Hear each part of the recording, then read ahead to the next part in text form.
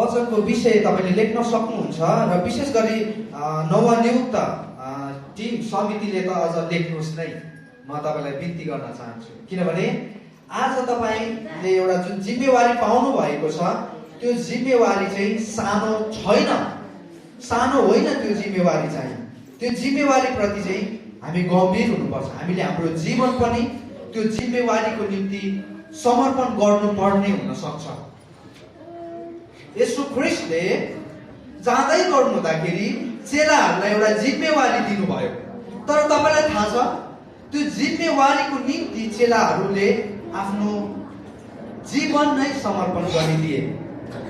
यसकारण तपाईहरूले यो जिम्मेवारी केवल नवनियुक्त समितिले मात्र नभएर हामी हरेकले परमेश्वरबाट पाएको जिम्मेवारीलाई खिलाचीको रूपमा लिनु हुँदैन। यसको दण्ड चाहिँ हाम्रो जीवनमा, हाम्रो परिवारमा हुन सक्छ। यसकारणले हामीले परमेश्वरको कुरालाई कहिले पनि खिलाचीको रूपमा लिनु हुँदैन। हामी त्यसमा गम्भीर हुनुपर्छ। आजको वचनको शीर्षक रहेको छ एउटै शरीर भिन्न भिन्न अङ्ग। एउटै शरीर भिन्न भिन्न अङ्ग, यो चाहिँ एउटा असल अनि एउटा सुन्दर तस्बिर हो मण्डलीको। एउटा असल मण्डली र सुन्दर मण्डलीको तस्बिर चाहिँ एउटै शरीर भिन्न भिन्न अङ्गहरू हो। यस तस्बिरलाई हामी पहिलो कोरिन्थी 12 अध्यायमा भेट्न सक्छौँ। त्यहाँ पावलले यसरी भन्नुभएको छ, किनकि जस्तो शरीर एक छ र त्यसका धेरै अङ्गहरू हुन्छन् र शरीरका सम्पूर्ण अङ्गहरू धेरै भए तापनि शरीर चाहिँ एउटै हुन्छ, ख्रीष्ट पनि त्यस्तै हुनुहुन्छ। हामी मण्डली चाहिँ महँगो भवन, बडेमानको भव्य भवनको कारणले मण्डली चाहिँ सुन्दर हुँदैन। मण्डली चाहिँ त्यति बेला सुन्दर हुन्छ जति बेला मण्डलीमा एकता हुन्छ। आमेन। जब मण्डली भित्र एकता हुन्छ। अब तपाईहरुले धेरै भन्नु होला, फेरि कति एकताको विषयमा सुन्नु, कति एकताको विषयमा सुन्नु, कति एकताको विषयमा सुन्नु। तर यो आवश्यक छ, किनभने हामी एउटा टिममा काम गर्दैछौँ। हामी एउटा टिममा काम गर्ने हो। मण्डली चाहिँ एक एक्लै काम गर्न सक्दैन। यदि हामी यो सोच्छौँ कि मलाई कसैको आवश्यकता छैन, म एक्लै काम गर्न सक्छु, मलाई मेरो परिवारको, मलाई मेरो मण्डलीको आवश्यकता छैन भने हामी सोच्छौँ भने त्यो चाहिँ हाम्रो भ्रम र घमण्ड हुन सक्छ। तर मण्डली, जब मण्डली भन्ने शब्द येशू ख्रीष्टले पहिलो पटक नयाँ करारमा उच्चारण गर्नुभयो, चलाउनु भयो, त्यो मण्डलीमा चाहिँ दुई भन्दा बढी व्यक्तिहरूको त्यहाँ चाहिँ उपस्थिति थियो। जब येशू ख्रीष्टले पत्रुसलाई म मेरो मण्डली यस चट्टानमाथि स्थापित गर्नेछु भन्नुभयो, तब त्यहाँ येशू ख्रीष्टले चाहिँ जाति जाति पुस्ताहरूको विषयमा सोच्दै हुनुहुन्थ्यो। अनि मण्डलीले पनि एउटै शरीर तर भिन्न भिन्न अङ्ग जसरी कार्य गर्नुपर्छ, फङ्सन गर्नुपर्छ, अनि मात्र त्यहाँ परमेश्वरको इच्छा र योजना पुरा हुन सक्छ।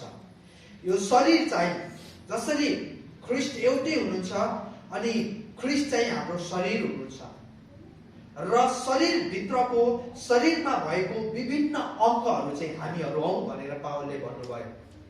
किनभने कोरिन्थीको मण्डलीमा चाहिँ त्यहाँ चाहिँ जातिवाद थियो, वादले काम गरेको थियो। अनि कसैले भन्थे म चाहिँ पावलको हुँ भन्थे, म चाहिँ पावलको पार्टीको हुँ भन्थे है, कसैले चाहिँ म यो पार्टीको हुँ भन्थे। अनि मण्डलीभित्र चाहिँ टुटफुट भएको थियो। अनि त्यो टुटफुटलाई केन्द्रित गर्दै पावलले के लेख्नु भयो त, तिमीहरू हरेक चाहिँ येशू ख्रीष्टको हौ। आमेन। येशू ख्रीष्टको हौ तिमीहरू हरेक चाहिँ येशू ख्रीष्टको शरीरको अङ्गहरू हौ। धेरैचोटि अङ्गहरूको उदाहरण दिँदै गर्दाखेरि यहाँ पावलले जसरी यहाँनिर हामीले अध्ययन गर्नुपर्छ है। यहाँ के भन्नुहुन्छ पावलले, यदि धेरै अङ्गहरूबाट यदि खुट्टाले म हात होइन यसैले म शरीरको अङ्ग होइन भन्यो भने के त्यो शरीरको अङ्ग हुँदैन र भनेर प्रश्न गरेको छ। आज जुन टिम खडा भएको छ यो टिमले चाहिँ एकतामा काम गर्न सिक्नुपर्छ। हामीलाई थाहा छ, हामीलाई अनुभव छ, हामीलाई एकतामा काम गर्न धेरै गाह्रो पर्छ, किनभने त्यहाँ साझेदारी गर्नुपर्ने हुन्छ, त्यहाँ एकअर्कासँग मेलमिलाप गर्नुपर्ने हुन्छ, त्यहाँ एकअर्काको कुराहरू खानुपर्ने हुन्छ, सुन्नुपर्ने हुन्छ। यसकारण एकतामा काम गर्नु, टिममा काम गर्नु, समितिमा काम गर्नु धेरै गाह्रो कुरा हो। तर टिममा त्यति बेला काम गर्नु सजिलो हुन्छ, टिममा त्यति बेला कार्य गर्न एकदमै सहज हुन्छ जति बेला हामी येशू ख्रीष्टलाई चाहिँ हाम्रो केन्द्रबिन्दु बनाउँछौँ र परमेश्वरको वचनलाई चाहिँ हामी सल्लाहको केन्द्र स्रोत बनाउँछौँ। आमेन। मानिसको त विचारहरू भिन्न भिन्न छ। तपाईको विचार मसँग मिल्दैन, मेरो विचार तपाईसँग नमिल्न सक्छ, अनि त्यहीबाट के हुन्छ त मनमुटाव, विवाद सुरु हुन्छ। तर जब हामी तपाईको पनि होइन मेरो पनि कुरा होइन, तर वचनको कुरालाई एकचोटि हेरौँ, वचनले के भन्छ, वचनले के भन्छ, परमेश्वरको वचनले के भन्दो रहेछ त, कसरी सल्लाह लिने त भनेर जब हामी वचनलाई हाम्रो सेन्टर बनाउँछौँ, केन्द्रबिन्दु बनाउँछौँ, त्यहाँ कहिले पनि वाद विवाद हुँदैन। आमेन। यसकारण म समितिलाई के भन्न चाहन्छु भने तपाईले महिनामा कतिचोटि मिटिङ बस्नुभयो यो महत्त्वपूर्ण होइन। बुझ्नुभयो? तपाईले महिनामा हप्तामा कतिचोटि मिटिङ बस्नुहुन्छ त्यो महत्त्वपूर्ण होइन।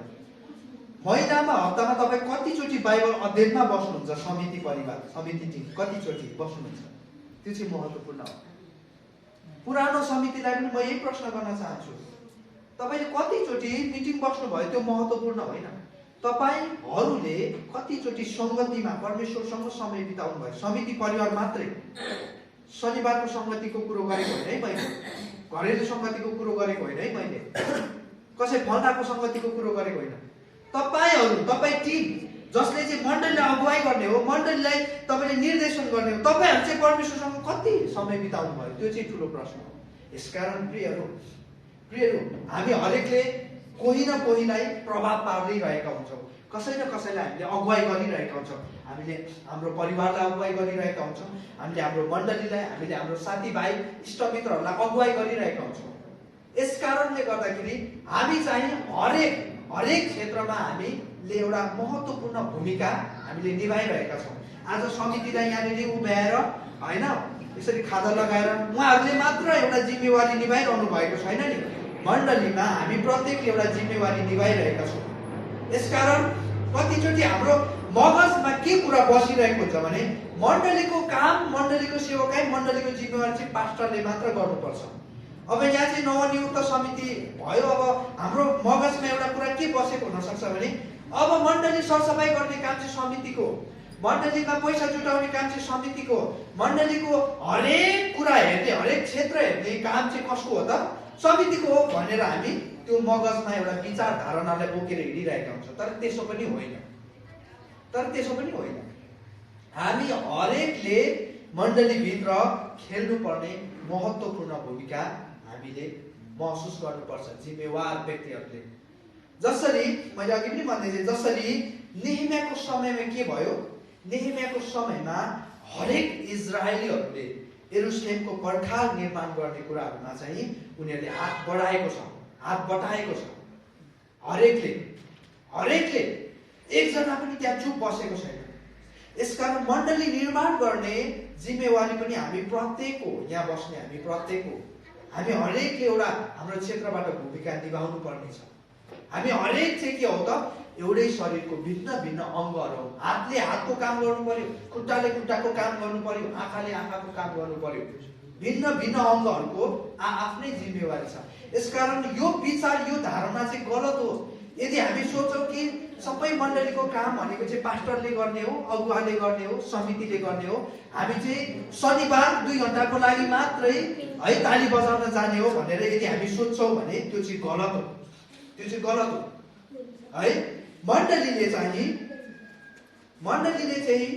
जहिले पनि तपाईँले याद गर्नुहोस्, मण्डलीले परमेश्वरको इच्छा, परमेश्वरको उद्देश्य, परमेश्वरको दर्शन बोकेर हिँडिरहेको हुन्छ। यसकारण मण्डली चाहिँ संसारको अन्य सङ्घ संस्था, पार्टी, व्यापार, बिजनेसहरू भन्दा मण्डली चाहिँ यसकारण फरक छ। उनीहरूको आफ्नै सिद्धान्त हुन्छ, उनीहरूको आफ्नै उद्देश्य हुन्छ, उनीहरूको आफ्नै दर्शन हुन्छ। तर मण्डलीले चाहिँ कसको दर्शन बोकेको हुन्छ? परमेश्वरको दर्शन बोकेको हुन्छ, परमेश्वरको सिद्धान्त बोकेको हुन्छ, परमेश्वरको योजना इच्छा बोकेको हुन्छ। यसकारण मण्डलीलाई हामीले संसारको सङ्घ संस्था, पार्टी जसरी चलाउन मिल्दैन है। यसकारण समिति, परिवारहरू, तपाईहरूले जुन जिम्मेवारी पाउनु भएको छ, म चाहिँ यो सङ्घ संस्थामा आबद्ध छु, मैले यो सङ्घ संस्थालाई यसरी मैले ह्यान्डल गरिरहेको छु, यसरी चलाइरहेको छु, यसरी मैले अगुवाई गरिरहेको छु, त्यसकै अनुभवमा म मण्डली पनि के गर्छु, अबको दिन चलाउँछु भनेर यदि तपाईँहरूले सोच्नुहुन्छ भने त्यो गलत हो। संसारको सङ्घ संस्था र मण्डलीमा चाहिँ आकाश पातालको फरक छ। हामी चाहिँ परमेश्वरको इच्छा, परमेश्वरको योजना, परमेश्वरको दर्शन र उद्देश्यलाई बोकेर अगाडि बढिरहेका हुन्छौँ। यसकारण हामीले मण्डलीमा चाहिँ यदि परमेश्वरको अभिषेक, परमेश्वरको अगुवाई, परमेश्वरको भरपुरी, पवित्र आत्माको अगुवाई बिना हामी गर्न खोज्छौँ, हामी योजनालाई सफल पार्न खोजिरहेका हुन्छौँ भने हामी असफल हुनेछौँ। त्यसकारण मण्डलीमा, त्यसो भए मण्डलीमा एकता किन आवश्यक छ? म 3टा कारण तपाईँलाई दिन चाहन्छु आजको दिन। यो 3टा कारण तपाईँहरूले कहिले नबिर्सनुहोस् है त। स्वयं येशू ख्रीष्टले पनि मण्डलीको एकताको निम्ति प्रार्थना गरिदिनु भएको छ है। यहाँनिर हामी पहिलो माफ गर्नु होला, यूहन्ना 17:21 देखि 23 सम्म हामी येशू ख्रीष्टले मण्डलीको एकताको निम्ति प्रार्थना गरिदिनु भएको कुरालाई हामी देख्न सक्छौँ। उहाँले भन्नुभयो, तिनीहरू सबै एक हुन्, तिनीहरू सबै एक हुन्। जुन त्यहाँ एक भन्ने शब्द चलाइएको छ, त्यो एक भन्ने शब्दलाई चाहिँ ग्रीकमा चाहिँ एनोटेस भनिन्छ, एनोटेस। अनि त्यसको अर्थ चाहिँ एकता भन्ने हुन्छ। अब येशू ख्रीष्टले मण्डलीको एकताको निम्ति प्रार्थना गरिदिँदै हुनुहुन्छ। हेर्नुहोस् है, तिनीहरू सबै एक हुन्, हे पिता, जसरी तपाईँ ममा हुनुहुन्छ र म तपाईँमा, त्यसरी तिनीहरू पनि हामीमा हुन्। अब हेर्नुहोस् है, हे पिता, जसरी तपाईँ ममा हुनुहुन्छ र म तपाईँमा, त्यसरी तिनीहरू पनि हामीमा हुन्। वाउ, कस्तो राम्रो कुरा। यदि तपाईँहरूको टिमसँग राम्रो प्रपोजल छ, राम्रो योजना छ, राम्रो कार्य योजना छ, राम्रो कार्यक्रमहरू छ, तर परमेश्वर हुनुहुन्न भने तपाईँको टिमले काम गर्न सक्दैन। बुझ्नुभयो? तपाईँसँग राम्रो दर्शन छ, राम्रो भिजन छ, राम्रो प्लानिङ छ, राम्रो तपाईँसँग आर्थिक योजनाहरू छ, तर तपाईँको टिमसँग परमेश्वर छैन भने, परमेश्वर हुनुहुन्न भने तपाईँको कार्यहरू विफल हुन्छ, तपाईँहरूले काम गर्न सक्नुहुन्न। केही दिनको रवाफ मात्र हो, त्यो चाहिँ केही दिनको हल्ली चल्ली मात्र हो। केही समयपछि यो फेरि टिममा पनि के हुन सक्छ, मनमुटावका कुराहरू हुन सक्छ, फेरि चित्त दुखाइका कुराहरू हुन सक्छ, किनभने परमेश्वर हुनुहुन्न नि त, होइन? यसकारण यहाँ के भन्नुहुन्छ येशू ख्रीष्टले, जसरी तपाईँ हामीमा एक रूप छ, एकता छ। कस्तो राम्रो एकता छ परमेश्वरको बीचमा, परमेश्वर पिता, परमेश्वर पुत्र, परमेश्वर पवित्र आत्माको बीचमा कति राम्रो एकता छ। तपाईँले बाइबलमा कहिले येशू ख्रीष्ट र पिताको झगडा परेको देख्नु भएको छ? कहिले येशू ख्रीष्टले पितासँग चित्त दुखाएको कुरा गरेको, मन दुखेको कुरा गरेको तपाईँले थाहा छ? कहिले पनि थाहा छैन। कति राम्रो एकता छ उहाँहरूको बिचमा। त्यस्तै हामीमा, मण्डली चाहिँ कसभित्र रहोस् अरे, परमेश्वरमा रहोस् भनेर यहाँ येशू ख्रीष्टले प्रार्थना गरिदिँदै हुनुहुन्छ। र तपाईँले मलाई पठाउनु भयो भने संसारले विश्वास गरोस्। जब हामी परमेश्वरमा हुन्छौँ नि, जब हामीमा एकता आउँछ नि, संसारले चाहिँ परमेश्वरलाई चिन्दछ। पहिलो कारण किन मण्डलीमा एकता आवश्यक छ? पहिलो कारण यो चाहिँ सैद्धान्तिक रूपमा महत्त्वपूर्ण छ। तपाईँले लेख्नुहोस्, सैद्धान्तिक रूपमै यो चाहिँ महत्त्वपूर्ण छ, यो एकदमै आवश्यक कुरो हो, यो चाहिँ क्रुसियल पार्ट हो है। मण्डलीको सबैभन्दा क्रुसियल पार्ट भनेको चाहिँ युनिटी हो, एकता हो। यदि मण्डलीभित्र एकता छैन भने मण्डलीको अस्तित्व 2 दिनको मात्र हुन्छ, 2 दिनको मात्र हुन्छ। यसकारण पावल एउटै परमेश्वर हुनुहुन्छ भन्ने सिद्धान्तलाई चाहिँ अगाडि सारेको छ पावलले। एउटै सुसमाचारले एउटै परमेश्वर कहाँ डोर्याउँछ। हेर्नुहोस् है, जब मण्डलीमा एकता हुँदैन नि, मण्डलीले संसारलाई एउटै सुसमाचार सुनाउन सक्दैन, एउटै सुसमाचार सुनाउन सक्दैन। मण्डलीभित्र एउटा विश्वासी जड्या भयो र एउटा चाहिँ आत्मिकी भयो भने यो जड्या विश्वासी र यो आत्मिकी विश्वासीले एउटै सुसमाचार सुनाउन सक्दैन संसारलाई। किनभने संसारले दुईटा विश्वासी देखिरहेको छ। एउटा चाहिँ कस्तो विश्वासी देखिरहेको छ? जड्या विश्वासी देखिरहेछ। एउटा चाहिँ आत्मिकी विश्वासी देखिरहेछ। यो दुईटाले एउटै समाचार दियो त, एउटै म्यासेज दियो त संसारलाई? दिएन। यसकारण मण्डलीमा एकता हुनुपर्छ भनेको। एउटा विश्वासी चाहिँ एकदमै के छ त, कुरौटे छ, अरूको मात्र कुरो कोट्याइरहन्छ, अरूको मात्र। अब अर्को विश्वासी चाहिँ प्रार्थना गरिरहन्छ। यो दुईटै विश्वासीले के गर्न सक्दैन? सुसमाचार सुनाउन सक्दैन। एक रूपता छैन, एकता छैन नि त। यसकारण मण्डलीमा एकता आवश्यक छ। किनकि हामीले चाहिँ, मैले अघि पनि भने, मण्डलीले चाहिँ परमेश्वरको इच्छा, परमेश्वरको प्रोग्राम, परमेश्वरको कार्यक्रमलाई चाहिँ के गरिरहेको हुन्छ? बोकेर हिँडिरहेको हुन्छ। त्यसकारण यसो ख्रिस्टले के भन्नुभयो? तिमीहरू चाहिँ यसरी प्रार्थना गर, जस्तो तपाईँको इच्छा स्वर्गमा छ त्यस्तै यस पृथ्वीमा पुरा होस्। हामीले चाहिँ स्वर्गको प्रपोजल भनिन्छ, स्वर्गको हेभेन्स प्रोग्राम लिएर हामी अगाडि बढिरहेका छौँ। यस कारणले गर्दाखेरि सैद्धान्तिक रूपमा यो चाहिँ महत्त्वपूर्ण छ। यदि हामी परमेश्वरलाई चिनाउन चाहन्छौँ, मानिसहरूलाई परमेश्वर कहाँ लिएर आउन चाहन्छौँ भने हामी भित्र चाहिँ एकता हुनुपर्छ, एकता हुनैपर्छ। पावलको शिक्षा मध्ये सबैभन्दा पावरफुल कन्सेप्ट, सबैभन्दा शक्तिशाली धारणा, विचार भनेको चाहिँ मण्डली चाहिँ परिवार, एउटै परिवार हो भन्ने धारणा चाहिँ सबैभन्दा शक्तिशाली कन्सेप्ट चाहिँ पावलको शिक्षामा पर्दछ। अनि परिवारमा जहिले पनि के हुन्छ? एकता हुन्छ, जहिले पनि एकता हुन्छ। मलाई अझै धेरै त्यो जनावरहरूको, जङ्गली जनावरहरूको मलाई भिडियोहरू हेर्न मनपर्छ। अनि मैले भिडियो हेर्दै गर्दाखेरि मैले एउटा जनावरहरूको के भन्छ, इन्टिटी भनिन्छ, गुणहरूमध्ये एउटा गुण चाहिँ के थाहा पाएँ भने जङ्गली जनावरहरूमध्ये पनि, जनावरहरूभित्र पनि, एउटा परिवारभित्र पनि एकता चाहिँ हुँदो रहेछ। तपाईँहरूलाई थाहा छ? हात्तीहरू कहिले पनि एक्लै हिँड्दैन। हात्तीहरू कहिले पनि एक्लै हिँड्दैन। हात्ती जहिले पनि झुन्डमा हिँड्छ, जहिले पनि झुन्डमा हिँड्छ। अब हामीले चिडियाखानामा चाहिँ हात्तीलाई एउटै देखेको कारण हामीलाई त्यति धेरै याद नहुन सक्छ। तर एउटा तपाईँ याद गर्नुहोस् त, तपाईँ सोच्नुहोस् त, त्यो बुद्धि नभएको हामी जस्तो है, हामी चाहिँ सोसियल एनिमल भन्छौँ नि, होइन? हामी जस्तो सामाजिक प्राणीमा भएको जस्तो बुद्धि, ज्ञान, क्षमता, योग्यता नभएको एउटा जनावरमा पनि एकता चाहिँ हुँदो रहेछ जब परिवारको कुरा आउँछ। अनि मण्डली चाहिँ परिवार भएको कारण, मण्डली परिवार हो भन्ने धारणा चाहिँ पावलले राख्नुभयो है फेरि। अनि यो धारणाले चाहिँ के हामीलाई जहिले पनि देखाउँछ भने मण्डली एउटा परिवार भएको कारण परिवारमा चाहिँ एकता हुनैपर्छ, एकता हुनैपर्छ।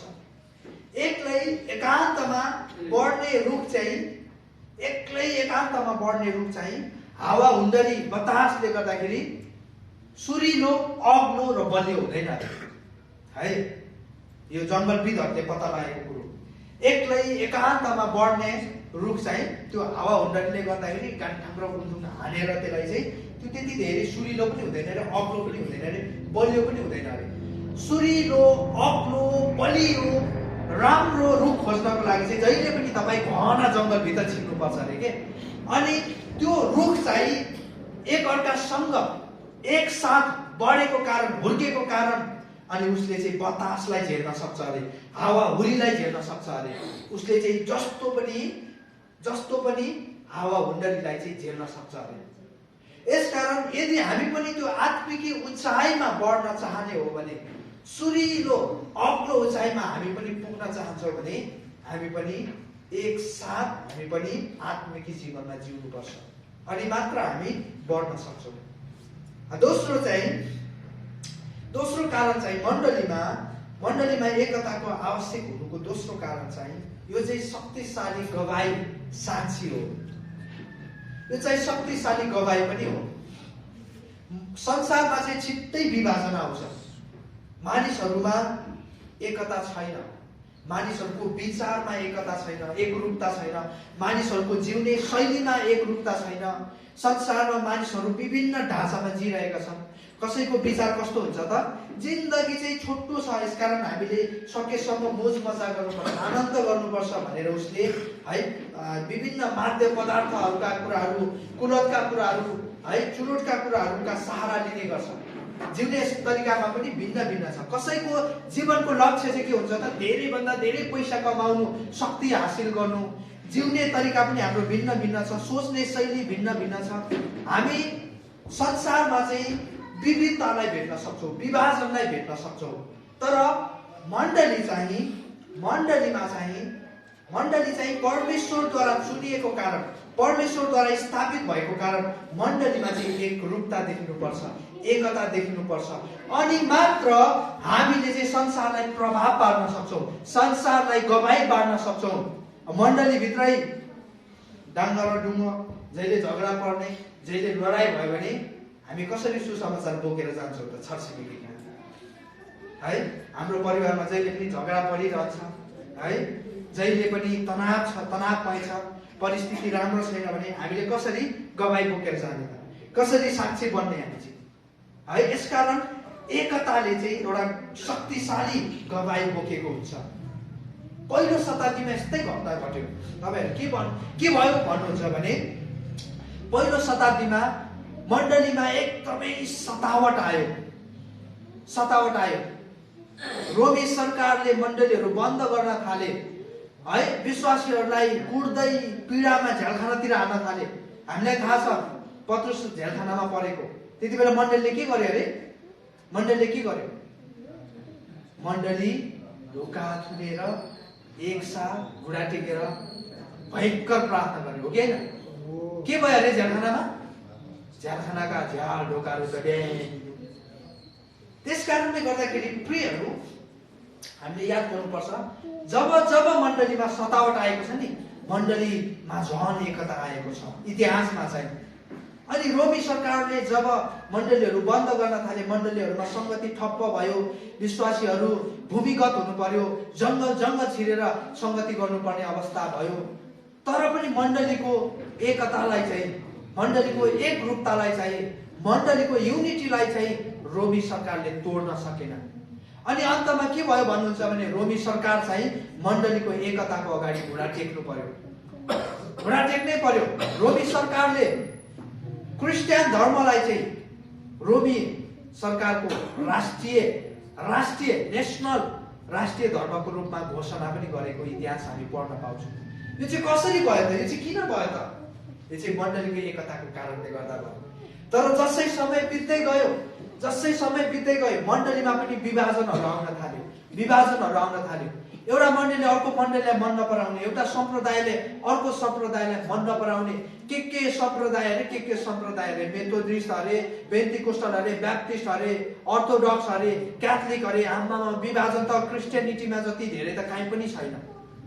अनि जहिले पनि तपाईँहरू सुसमाचार सुनाउन जानुभएको होला, अनुभव के, तपाईँको एउटा अनुभव के हुन सक्छ भने, तपाईँले जहिले पनि सुसमाचार सुन्दै गरेको व्यक्तिले यो तपाईँलाई प्रश्न गरेको हुन सक्छ, तपाईँहरूको पनि कति धेरै क्रिस्चियनहरूमा पनि कति धेरै यो गुटहरू रहेछ, कति धेरै विभाजनहरू रहेछ भनेर तपाईँलाई भनेको होला। यस कारणले गर्दाखेरि आजको दिन चाहिँ मण्डलीले एकताको उदाहरण दिन सकिरहेको छ। किनभने एउटा विश्वासीले अर्को विश्वासीलाई मन नपराउने, एउटा सम्प्रदायले अर्को सम्प्रदायलाई मन नपराउने। एकचोटि चाहिँ यस्तै विश्वासी एउटा मरुभूमिमा हराएछ। मरुभूमिमा यता पनि बालुवा केही घरै छैन, कोही पनि छैन, एक्लै बाँच्नु पर्ने भएछ है। अनि उसले आफ्नो सारा जिन्दगी चाहिँ मरुभूमिमा बिताएछ कि सारा जिन्दगी मरुभूमिमा बिताएछ। अन्तिममा चाहिँ अनि एउटा टिमले चाहिँ उसलाई पत्ता लगाएछ, एउटा व्यक्ति चाहिँ मरुभूमिमा बाँचिरहेछ, उसलाई चाहिँ हामीले रेस्क्यु गर्नुपर्छ, बचाउनुपर्छ भनेर।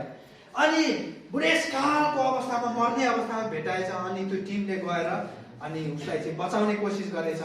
अनि यसो हेर्दाखेरि त उसले त त्यहाँनिर त आफ्नो लागि चाहिँ घरहरू बनाएको रहेछ, अनि दुईवटा ठुल्ठुलो भवनहरू पनि बनाएको रहेछ। अनि सोधेछ यो एउटा यो भवन चाहिँ के हो भन्छ, यो चाहिँ मण्डली हो भनेछ है। अनि त्यो चाहिँ के भन्छ, त्यो पनि मण्डली हो भनेछ। दुईवटा मण्डली किन भनेको अरे, यो मण्डलीमा चाहिँ म जान्छु भनेछ।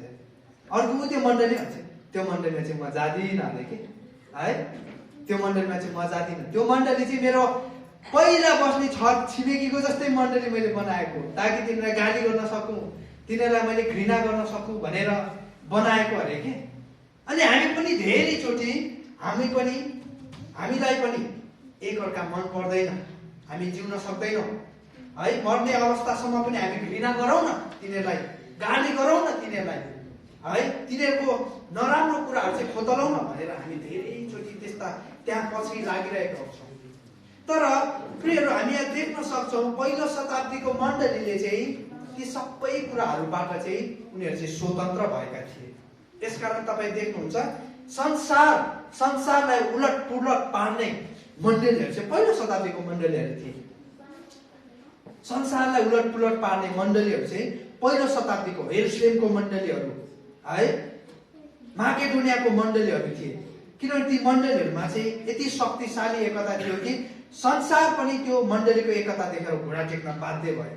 संसारले सोचे यिनीहरूमा यस्तो शक्ति के छ, यिनीहरूले यति सताउँदा पनि, यिनीहरूलाई यति दुःख दिँदा पनि यिनीहरू घुँडा टेक्दैन।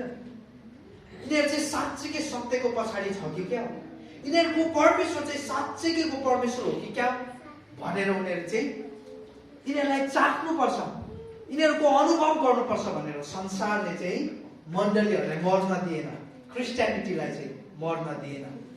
नत्र भए अहिले चाहिँ मण्डलीहरू सिद्धिन्थ्यो होला यदि त्यस्तै अवस्थाहरूबाट गुज्रेको भए चाहिँ। तर संसारले चाहिँ मण्डलीहरूको निम्ति ढोका खोलिदियो, उनीहरूको एकता देखेर, उनीहरूको शक्ति देखेर, उनीहरूको सतावटको बीचमा पनि उनीहरू एक रूप भएको देख्दाखेरि चाहिँ संसारले पनि चाख्न चाहे मण्डलीको एकतालाई। के चाहिँ यस्तो छ मण्डलीभित्र, किन यिनीहरू एकअर्का बिना चाहिँ यिनीहरू बाँच्न सक्दैन, किन एकलाई चोट दिँदाखेरि अर्कोलाई दुख्छ यिनीहरू, किन यति साझेदारी मिलाप छ, हामी पनि चाहौँ न भनेर संसार त त्यो एकदमै पीडित भइरहेको छ, तृषित भइरहेको छ। एकता नपाउँदाखेरि, शान्ति नपाउँदाखेरि काँचो भएर भड्किरहेको छ संसार त। जब उनीहरूले मण्डलीलाई देखे उनीहरू पनि चाख्न चाहे।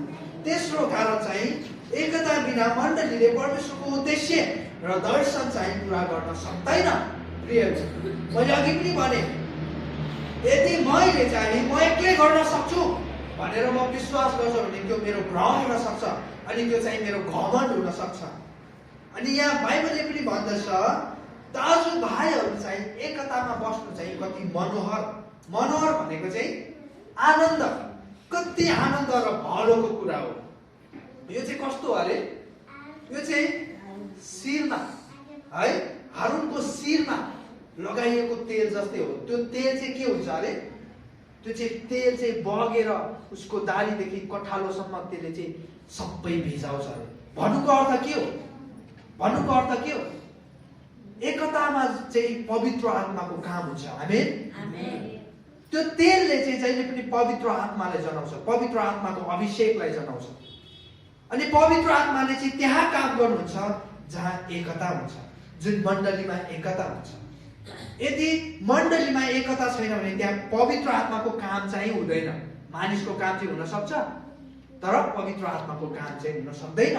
यसकारण विशेष गरी कामको जिम्मेवार लिनुभएको, कामको बोझ र भारको जिम्मेवार लिनुभएको व्यक्तित्वहरूलाई म बताउन चाहन्छु, यदि पवित्र आत्माको अभिषेक र अगुवाई भरपुरी हामी चाहने हो भने चाहिँ हामीले चाहिँ पहिलो शताब्दीको मण्डली जसरी एक रूपतामा एकतामा काम गर्नुपर्छ। आदर, एकले अर्कालाई आदर गर्दै, हाम्रो बोल्ने शैलीहरू पनि त्यति राम्रो मलाई लाग्दैन कि हाम्रो बोल्ने शैलीहरूमा पनि आदर झल्किनुपर्छ। एकले अर्कालाई नम्रतामा श्रेष्ठ ठान्दै, होइन, पावलले भन्नुभयो जसरी एकले अर्कालाई श्रेष्ठ ठान्दै, एकले अर्कालाई श्रेष्ठ ठान्नु भनेको चाहिँ एकले अर्कालाई आदर गर्नु, एकले अर्कालाई सम्मान गर्नु। हाम्रो बोल्ने शैलीमा, हामीले गर्ने व्यवहारहरूमा जब हामी आदरलाई झल्काउँछौँ, जब नम्रतालाई झल्काउँछौँ, यसले जहिले पनि हामी अगाडिको व्यक्तिलाई चाहिँ जहिले पनि उत्साह दिइरहेको हुन्छ। हामीले कसैलाई केही गरिदिन नसके पनि हामी कमसे कम 2 शब्द आदरले त बोलिदिन सक्छौँ। आमेन भन्नुहोस् न। केही गरिदिन नसके तापनि हामी एकले अर्कालाई मिठो शब्द त बोलिदिन सक्छौँ कि सक्दैनौँ? कि मिठो बोलीमा पैसा जान्छ? जाँदैन है। हाम्रो बोलीले चाहिँ हामी अरूलाई कति उत्साह दिन सक्छौँ हामी कल्पनै गर्न सक्दैनौँ। यसकारण प्रियहरू, एकता बिना चाहिँ मण्डलीले चाहिँ परमेश्वरको काम चाहिँ गर्न सक्दैन। पुरानो करारमा यस्तै एउटा घटना घटेको छ। डिभिजन अफ रेस्पोन्सिबिलिटी भनिन्छ है। डिभिजन अफ रेस्पोन्सिबिलिटी भनेको चाहिँ जसरी अहिले हामीले एउटा टिम खडा गर्यौँ, त्यो टिम चाहिँ हामीले डिभिजन अफ रेस्पोन्सिबिलिटीको निम्ति खडा गरेका हौँ। भन्नु खोजेको चाहिँ जिम्मेवारीको निम्ति खडा गरेका हौँ, जिम्मेवारी बाँडफाँडको निम्ति खडा गरेका हौँ। अनि यो पद अनि यो के भन्छ ओहदा चाहिँ तिम्रो, अनि त्यो ओहदा चाहिँ त्यो पद चाहिँ मेरो भनेर हामीले बाँडफाँड गर्नको निम्ति यो टिम खडा गरेका होइनौँ। हामीले चाहिँ डिभिजन अफ रेस्पोन्सिबिलिटी, हामीले चाहिँ कामको, हामीले चाहिँ जिम्मेवारीको, हामीले चाहिँ कर्तव्यको बाँडफाँडको निम्ति यो टिम खडा गरेका हौँ। आमेन। जब मोसाले इजरायलीहरूलाई डोर्याउँदै थिए है, धेरै लाखौं जनसङ्ख्यामा इजरायलीहरू थिए, अनि त्यो लाखौं इजरायलीहरूको अनि अगुवाई, निर्देशन, अनि त्यहाँ गरिने न्यायका कुराहरू, त्यहाँ गरिने व्यवस्थापनका कुराहरू चाहिँ मोसा एक्लैले गर्दै थिए। मोसा एक्लैले गरिरहेका थिए। धेरै गाह्रो थियो।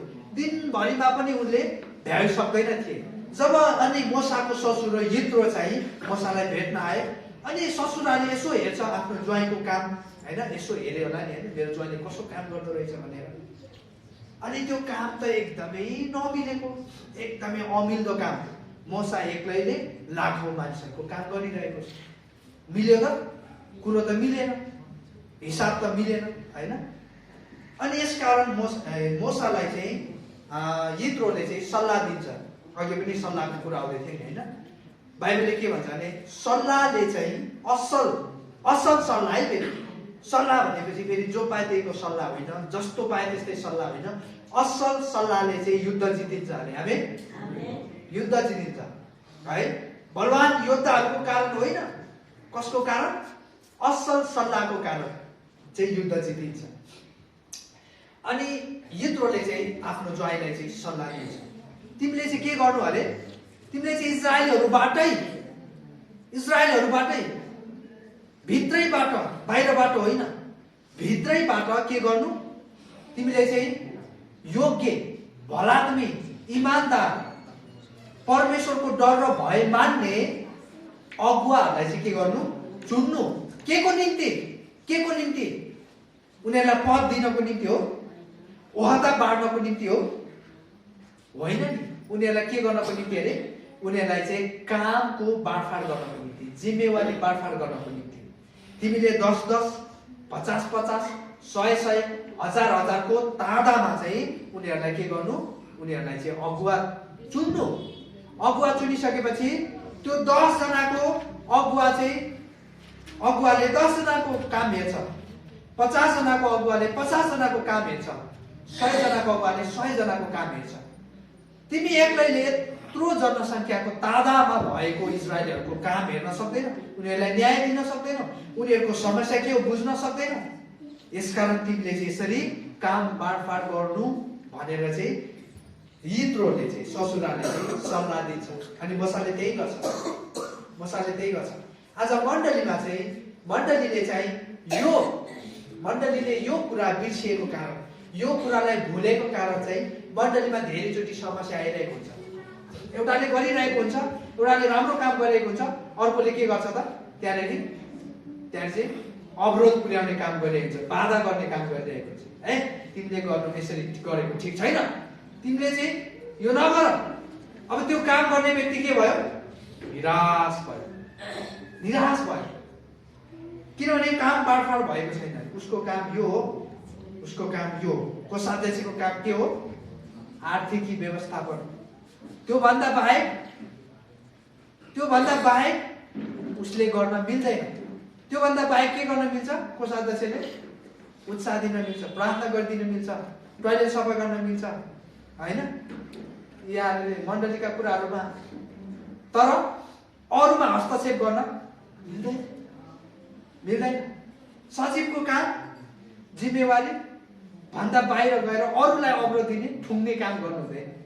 एकजना वक्ताले भन्दै हुन्थ्यो, अहिलेको विश्वासीहरू चाहिँ ठुङ्ने विश्वासी भएको छ भन्थे। त्यो ठुङ्ने चरा हुन्छ ठुङ्गे गर्ने त्यस्तो भएको छ भन्थे, होइन, तर त्यसो होइन। अब यहाँ क्वार्टीको पनि फेरि आफ्नो जिम्मेवारी छ, वक्ताको एउटा जिम्मेवारी छ, हरेकले आफ्नो जिम्मेवारी। अनि प्रस्थान 18 अध्यायमा घटेको घटनाले चाहिँ हामीलाई धेरै कुराहरू सिकाउँछ, है, डिभिजन अफ रेस्पोन्सिबिलिटी का कुराहरू हामीलाई सिकाउँछ। अनि म विश्वास गर्छु हामीले यति लामो पर्खाइ पश्चात, यति लामो प्रतीक्षा पश्चात अनि हामीले काम गर्ने एउटा टिमलाई हामीले प्राप्त गरेका छौँ। अनि म विश्वास गर्छु यो टिमले अनि परमेश्वरको सेवकाईमा असल काम गर्नेछ र यो टिमलाई चाहिँ हामी हरेक मिलेर प्रार्थना गरिदिनेछौँ, उत्साह दिनेछौँ, उहाँहरूको निम्ति उहाँहरूलाई हामी हौसला दिनेछौँ र उहाँहरूलाई हामी सहायता पनि गर्नेछौँ। आमेन। आउनुहोस् हामी यस समय प्रार्थना गरौँ, हामी विशेष गरी प्रार्थना गरौँ। अब आउँदो दिनहरूको निम्ति धेरै कठिन छ, अब विभिन्न लकडाउनका कुराहरू छ, अनि फेरि पनि जुर्मुराइरहेको सङ्गति, फेरि पनि यो ठप्पा हुने कुराहरूदेखि लिएर अनि हाम्रा जति पनि विश्वासी परिवारजनहरू अनि आत्मिक रूपमा सेलाउनु भएको छ, उहाँहरूलाई फेरि पनि हौसला दिनुपर्ने कुराहरू, नयाँ योजना अनि नयाँ अगुवाई सहित हामी अगाडि बढ्नुपर्ने कुराहरू छ। फेरि पनि एकतामा एकले अर्कालाई हौसला दिँदै, एकले अर्कालाई नम्रतामा श्रेष्ठ ठान्दै मण्डलीलाई हामीले एउटा दर्शनमा लिएर जानुपर्ने कुराहरू छ। यी विभिन्न जिम्मेवारीहरू चाहिँ आज तपाईँ र मेरो काँधमा आएको छ। अनि हामी प्रार्थना गरौँ परमेश्वरले त्यो बुद्धि, त्यो ज्ञान, त्यो असल अगुवाई, अनि जसरी वचनले भन्दछ एउटै शरीर तर भिन्न अङ्गहरू जसरी एकले अर्कालाई साझेदारीमा काम गर्नुपर्ने यो समय आइपुगेको छ। अनि बाइबलले भन्दछ समय चाहिँ यही हो, बेला आइपुगेको छ। अनि साँच्चै प्रियहरू, परमेश्वरको निम्ति काम गर्ने बेला चाहिँ यही नै हो। अनि यही अवसरमा, यही मौकामा हामीले परमेश्वरले दिनुभएको 2022 लाई चाहिँ हामीले भरपुरी साथ, प्रभावशाली साथ हामीले सदुपयोग गर्न सकौँ। यो टिमले समयको सही सदुपयोग गर्न सकोस्। यो मण्डलीले परमेश्वरले दिनुभएको अनुग्रह, समय हो, त्यो स्रोतहरूलाई चाहिँ असल तरिकाले परिचालन गर्न सकोस्। हामी हरेकले हाम्रो जीवनलाई चाहिँ उहाँको दर्शन, उहाँको उद्देश्य, उहाँको योजनामा लगानी गर्न सकौँ। हामी प्रार्थना गरौँ एकले अर्काको बीचमा मनमुटावका कुराहरू, विभाजनका कुराहरू, चित्त दुखाइका कुराहरू, यी सबै कुराहरूलाई बिर्सिएर एकले अर्कालाई हौसला दिँदै, एकले अर्कालाई बनाउँदै, सुधार्दै हामी अगाडि बढ्न सकौँ। यो मण्डलीको उद्देश्य के हो? यो मण्डलीको दर्शन के हो? यो मण्डलीलाई परमेश्वरले किन यस ठाउँमा स्थापना गर्नुभयो? अनि त्यसको पछाडि ती कारणहरूको निम्ति हामी दौडिन सकौँ। हो, हामीले प्रार्थना गरौँ आत्मिक रूपमा कमजोर हुनुभएका व्यक्तित्वहरूको निम्ति, शारीरिक रूपमा विभिन्न रोग बिरामीहरूसँग लडिरहनुभएका व्यक्तित्वहरूको निम्ति यसै समय परमेश्वरले छुनु भएको, चङ्गाई दिनुभएको, हो, उहाँहरू हरेकलाई परमेश्वरले छुनु भएको म प्रार्थना गर्दछु। यो मण्डलीलाई जति पनि थप समयहरू मिलेको छ, ती थप समयहरूमा हामीले प्रभावशाली काम गर्न सकौँ। परमेश्वरको अगुवाईमा, परमेश्वरको शक्तिमा हामीले अझ मानिसहरू कहाँ सुसमाचारलाई लिएर जान सकौँ, ख्रीष्टको शरीरलाई निर्माण गर्न सकौँ। हो, म प्रार्थना गर्दछु जति पनि मण्डली परिवारहरू, जति पनि मण्डलीका सदस्यहरू हामीसँग एकतामा सहभागी हुन सक्नु भएको छैन, उहाँको हृदयको निम्ति हामी प्रार्थना गर्दछौँ। उहाँहरूलाई प्रभु त्यो हृदय दिनुहोस्, एकले अर्कालाई क्षमा गर्ने हृदय, क्षमा माग्ने हृदय। अनि साँच्चै हामी हरेकसँग यसरी सङ्गतिमा, यसरी परमेश्वरको सेवकाईमा सामेल हुन सक्नु भएको होस्। प्रभु, म प्रार्थना गर्दछु आजको यो दिनको निम्ति, यो समयको निम्ति, यसरी शक्तिशाली समय अनि सुरुदेखि अन्तसम्म तपाईँले हामीलाई दिनुभएको छ। प्रभु, म प्रार्थना गर्दछु आजको दिन तपाईँले आशिषमय तुल्याउनुहुनेछ र हामी जे पनि गर्नेछौँ तपाईँ हामीसँग रहनुहुनेछ। प्रभु, हरेक कुरामा तपाईँ रहनुहोस् र हामीलाई अगुवाई गर्नुभएको होस्। सबै कुराहरू तपाईँको हातमा सुम्पदै माग्दछु प्रभु यीशु ख्रीष्टको नाममा, आमेन। यस समय परमेश्वर पिताको प्रेम, प्रभु यीशु ख्रीष्टको अनुग्रह र पवित्र आत्माको सङ्गति र सहभागिता हामी सबैको साथ सधैँभरि बनिरहोस्। आमेन। हुन्छ, यहाँ सम्पूर्णलाई फेरि पनि जय मसीह। परमेश्वर तपाईँहरू प्रत्येकलाई प्रशस्त आशिष दिनुभयो।